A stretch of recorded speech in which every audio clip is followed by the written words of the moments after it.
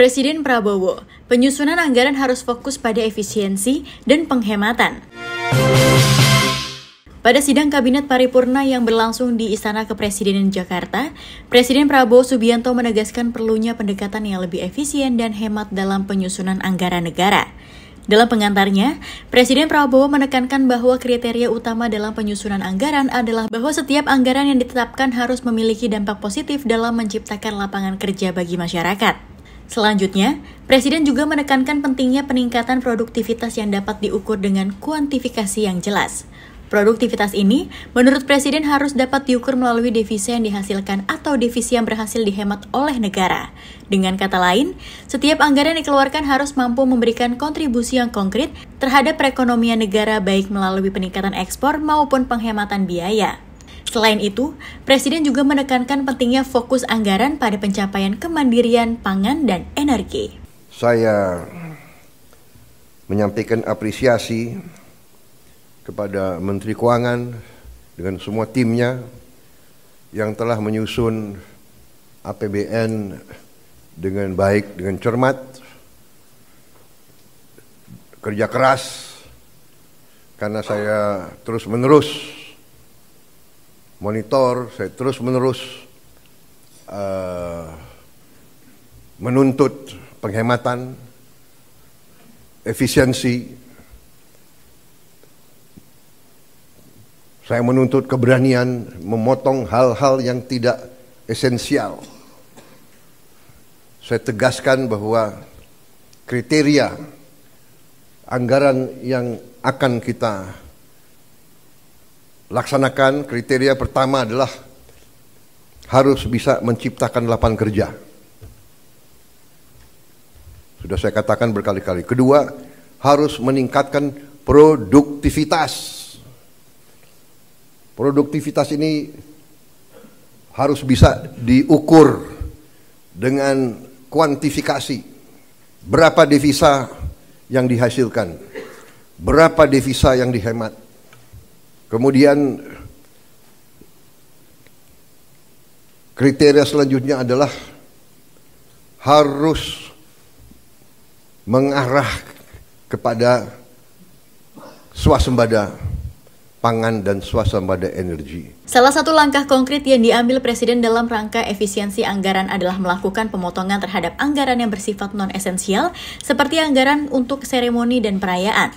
Presiden menegaskan bahwa anggaran untuk kegiatan perayaan seperti perayaan ulang tahun negara atau perjalanan dinas yang tidak penting akan dipangkas.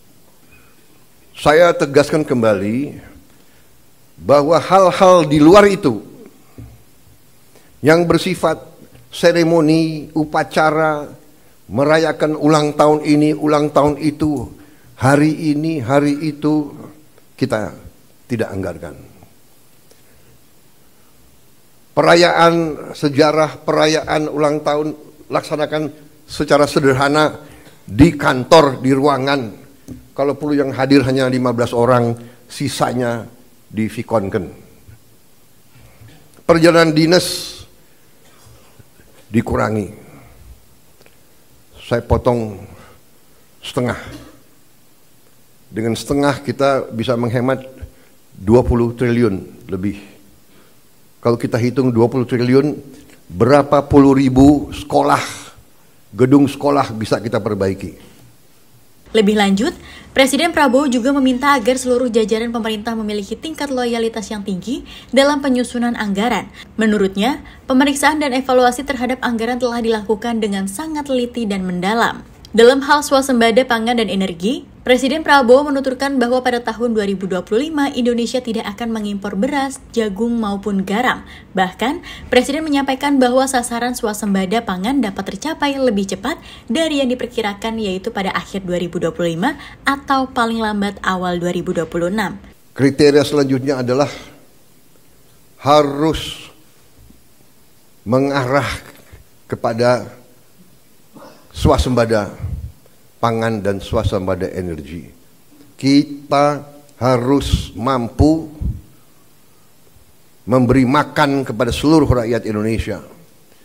Tidak lagi import, dan saya terima kasih kepada jajaran menteri-menteri yang telah melaporkan kepada saya tahun 2025 lagi, tahun 2025 ini kita tidak akan import beras lagi, tidak akan import jagung lagi, tidak akan import garam lagi.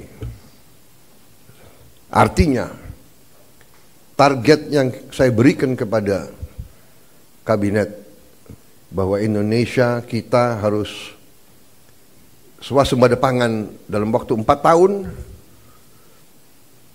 Alhamdulillah target itu bisa kita capai akhir 2025, paling lambat awal 2026.